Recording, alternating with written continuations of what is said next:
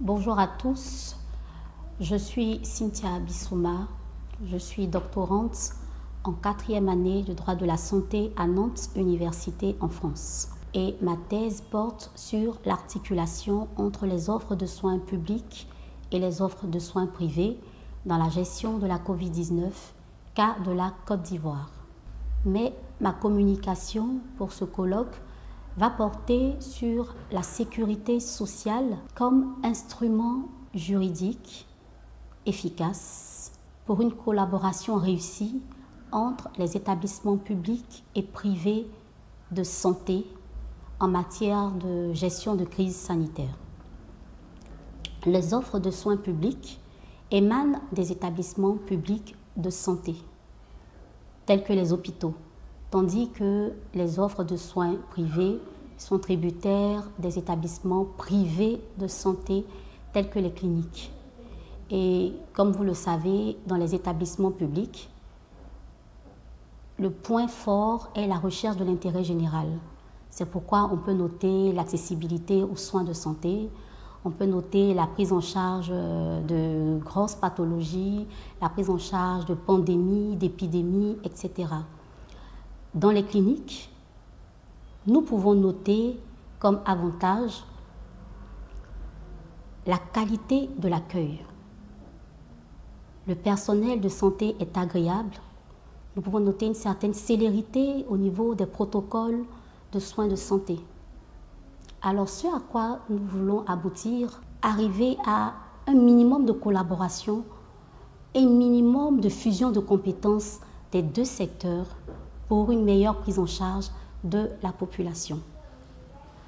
Et nous avons noté en France, pendant la crise sanitaire, que la collaboration entre les deux systèmes de santé représentait une force redoutable. Et cette collaboration a même été saluée par le président Emmanuel Macron comme l'une des victoires sur la crise sanitaire. Grâce à cette collaboration, nous avons pu constater une maîtrise, un contrôle total de la crise sanitaire, une baisse véritable des cas Covid en France. Et l'une des leçons à tirer de la crise sanitaire est le partage d'expériences et de bonnes pratiques menées partout dans le monde entier, vu que cette crise a mis à genoux les systèmes de santé de tous les pays du monde entier. Alors nous voulons reproduire ce cas de figure en Afrique, parce que, vous le savez peut-être, les systèmes de santé en Afrique présentent une certaine fragilité, particulièrement en Afrique de l'Ouest. Une équipe d'experts a été diligentée pour mener une étude après les ravages de la maladie à virus Ebola. Et je faisais moi-même partie de cette équipe.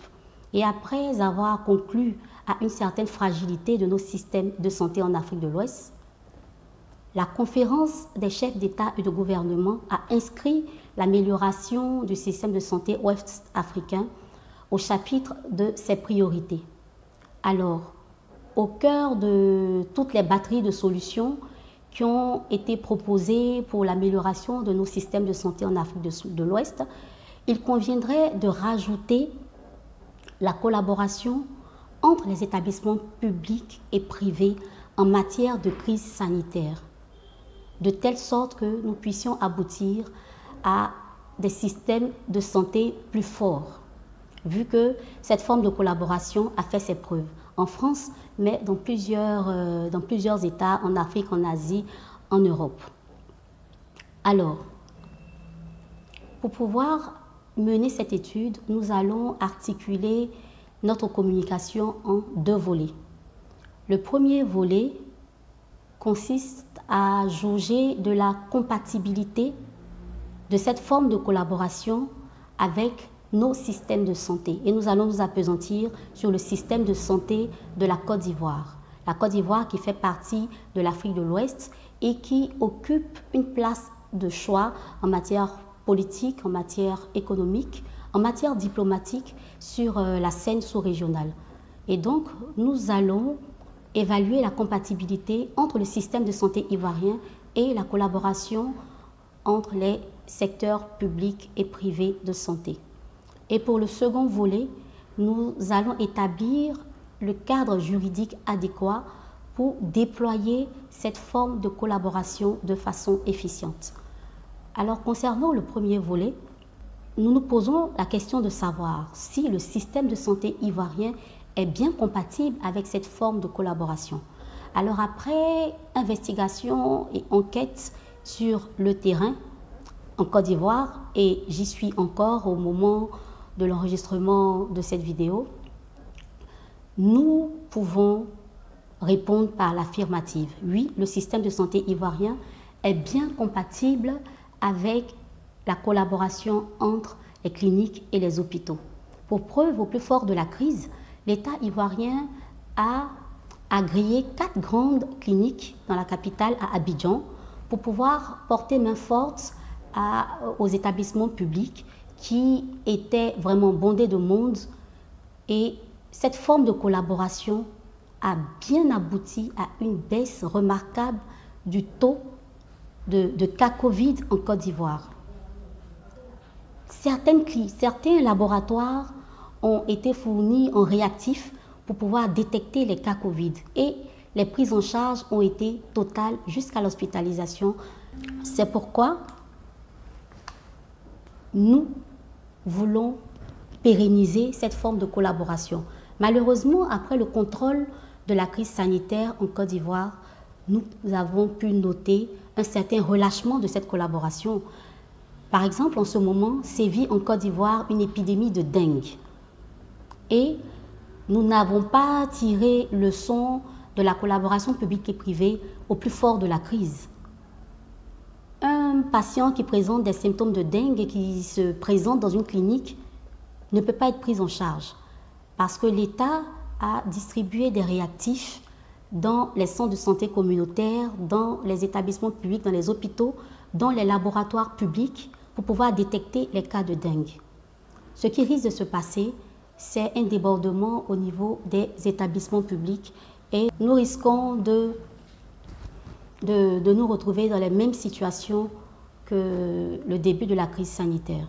Alors, nous voulons déployer un cadre juridique adéquat pour en arriver à notre second volet, afin de pouvoir pérenniser cette forme de collaboration, ne serait-ce que pendant les crises sanitaires ou en cas de suspicion d'épidémie, de pandémie ou simplement d'endémie. Dans cette seconde partie de notre intervention, que nous allons faire ressortir la sécurité sociale.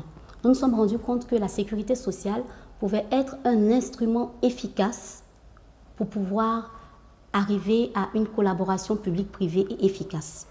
Parce que si un citoyen lambda ne peut pas aller se faire soigner dans une clinique, s'il présente des symptômes d'épidémie ou d'endémie, c'est dû au surcoût, c'est dû à l'inaccessibilité des soins. Parce que quoi qu'on dise, les cliniques recherchent du profit en dehors de rechercher l'amélioration de la santé.